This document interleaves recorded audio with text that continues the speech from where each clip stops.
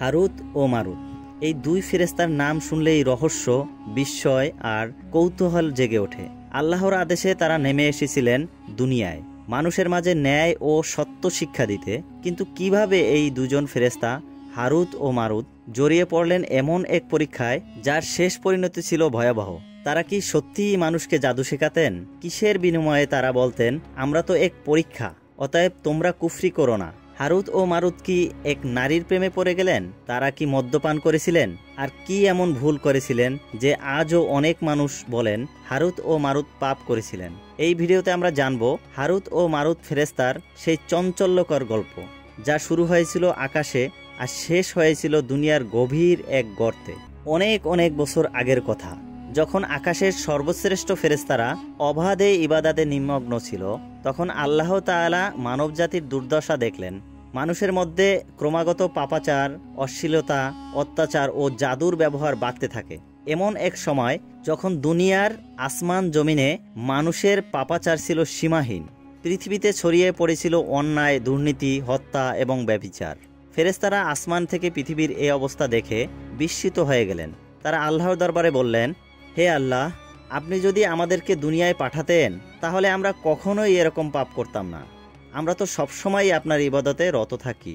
আল্লাহ সুবহানাহু তাআলা ফেরেশতাদেরকে বললেন, যদি তোমাদেরকে পৃথিবীতে পাঠাই, তোমরা কি পারবে না সেই পাপ থেকে বাঁচতে? তোমাদের মধ্য থেকে আমি দুজনকে পৃথিবীতে পাঠাবো। যদি তোমরা সত্যিই নিজেদেরকে এত নির্ভুল মনে করো, তাহলে দুনিয়ায় গিয়ে প্রমাণ করে দেখাও। তখন ফেরেশতারা চ্যালেঞ্জের মতো বলল, আমরা পারবো হে আল্লাহ। আল্লাহ তাআলা বললেন, তবে ঠিক আছে, আমি তোমাদের মধ্য থেকে দুজনকে পৃথিবীতে পাঠাবো, তবে মানুষ রূপে। তোমাদের মধ্যে মানবীয় গুণাবলী থাকবে, ক্ষুধা, পিপাসা, আবেগ, বাসনা। তবে তোমরা যে বিধান মানবে তা হলো ব্যভিচার করবে না, মদ্যপান করবে না, মানুষ হত্যা করবে না। দুজন ফেরেশতা একে আমরা দুনিয়ায় পাঠিয়ে দেব, দেখব আদম সন্তানের মতো গুনাহ করে কিনা। আল্লাহ তাআলা সরাসরি দুই ফেরেশতাকে মানুষের সূরত দিয়ে দেয়, অর্থাৎ মানুষের চেহারা দিয়ে দেয়। আর আল্লাহ সুবহানাহু তাআলা ফেরেশতাদের মধ্যে মানবীয় যে গুণাবলী, এগুলো তিনি ইনস্টল করে দেন। তাদের মধ্যে রক্ত মাংসের শরীর, প্রবৃত্তি, আবেগ, ক্ষুধা, ঘুম এবং সেই সাথে পরীক্ষা, এবং বলে যে পৃথিবীতে যে শরিয়া চলছে, যে আইন চলছে, যে বিধান চলছে, এই বিধানগুলো তোমরা মানবে। জেনা করবে না, ব্যভিচার করবে না, মদ্যপান করবে না, মানুষ হত্যা করবে না, এরকম অনেক কিছু আল্লাহ হারাম করে দিলেন। সেই দুই ফেরেশতা হারুত ও মারুতকে পাঠানো হলো পৃথিবীতে, মরুভূমির এক কোণে।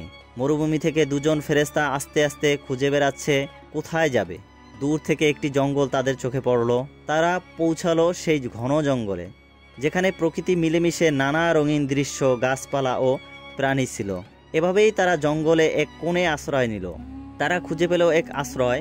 দিন যায়, রাত যায়, হঠাৎ করেই চোখে পড়ে এক অপূর্ব সুন্দরী রমণী। তার নাম জোহরা। কেউ বলে সে ছিল এক মানুষ, কেউ বলে সে ছিল শয়তানের এক সৃষ্টি। জোহরা ছিলেন এক রহস্যময়ী মোহিনী রূপের নারী, যে বাঁশের ঝুড়ি হাতে কুড়াল নিয়ে সে কাঠ কেটে ফিরছিল। হারুত ও মারুত উভয়ের হৃদয়েই কাঁপিয়ে দিল সেই রূপ। দুজনেরই ভিতরেই একটা জৈবিক চাহিদা কাজ করছে। দুজন বলছে, এ মেয়েকে আমরা বিবাহ করব।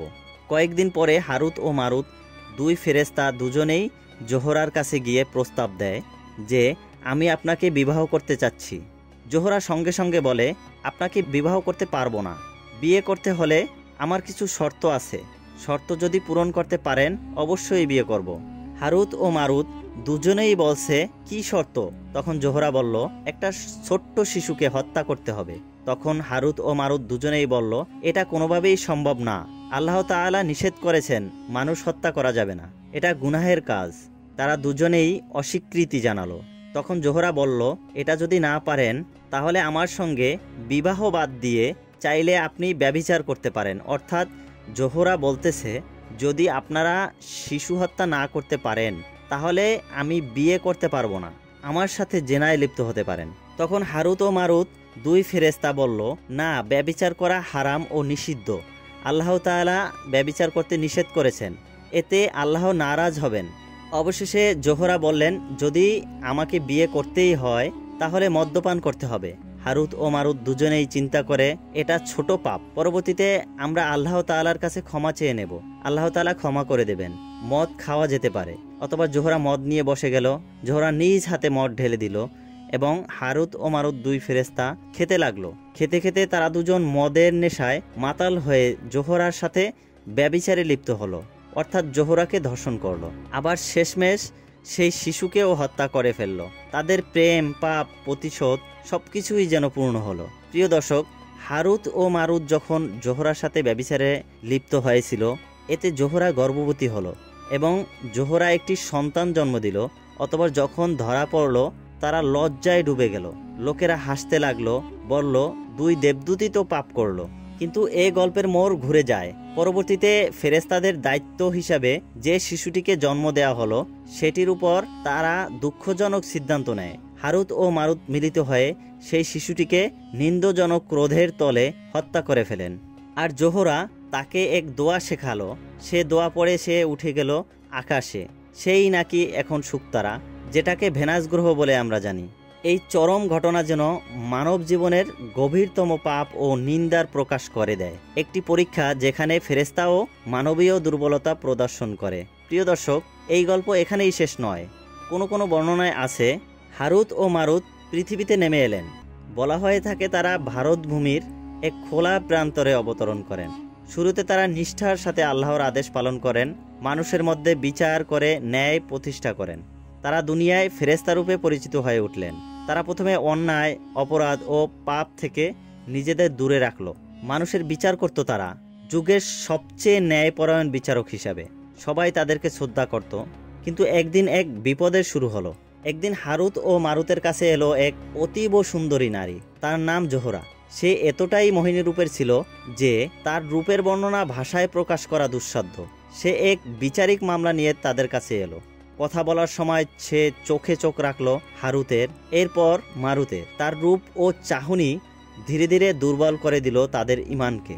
জোহরা তাদের কাছে এক প্রস্তাব রাখলো, আমি তোমাদের কাছে একটি গোপন অনুরোধ নিয়ে এসেছি। আমি জানতে চাই তোমরা কিভাবে আকাশে উঠো, কি মন্ত্র বা কি নাম বলে তোমরা আল্লাহর আসমানে চলো। হারুত ও মারুত প্রথমে বাধা দিলেন, কিন্তু ধীরে ধীরে প্রবৃত্তির তাড়নায় তারা দুর্বল হয়ে পড়েন। বলা হয়ে থাকে তারা জোহরার সাথে জেনার মতো গুরুতর পাপে লিপ্ত হন। কেউ কেউ বলেন তারা মদ্যপান করেন, এমনকি এক ব্যক্তিকে হত্যা পর্যন্ত করেন যাতে জোহরার সাথে গোপনে সাক্ষাৎ করতে পারেন।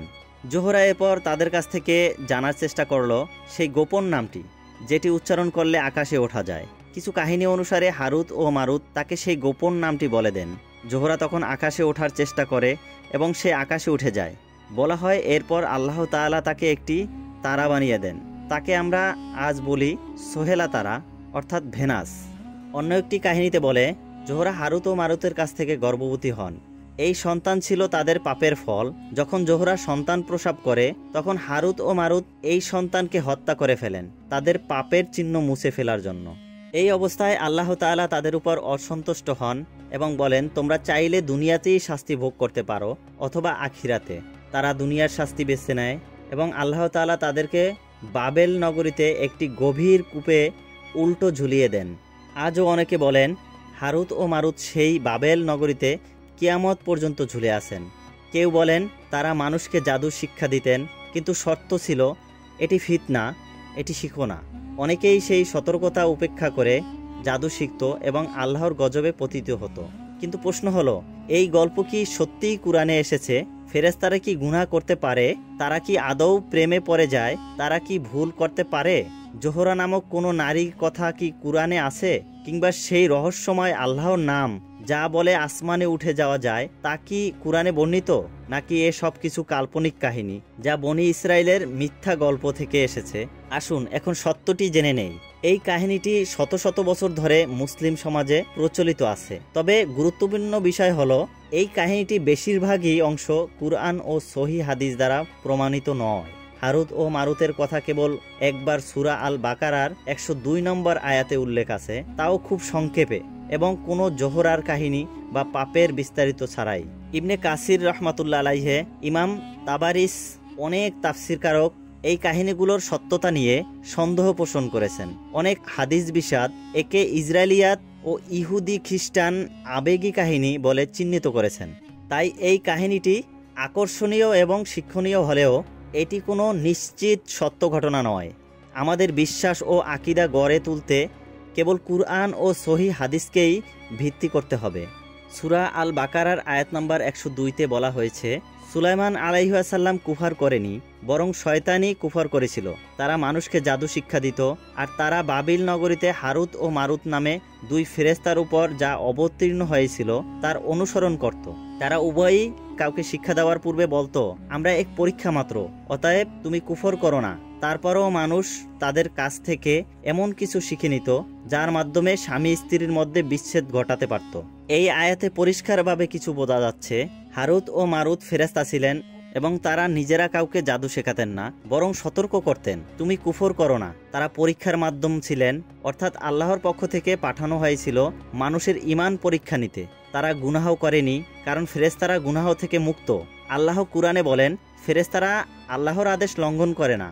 জহুরা নামে কোনো নারী বা প্রেমের গল্প কুরআনে কোথাও নেই। এটি ইসরায়েলিয়াত কাহিনীর মিথ্যা অংশ। সুলাইমান আলাইহিস সালামের উপর জাদু শেখানোর মিথ্যা অভিযোগ করেছিল ইহুদিরা, সেটাই আল্লাহর এই আয়াতে নাচক করে দেওয়া হয়েছিল।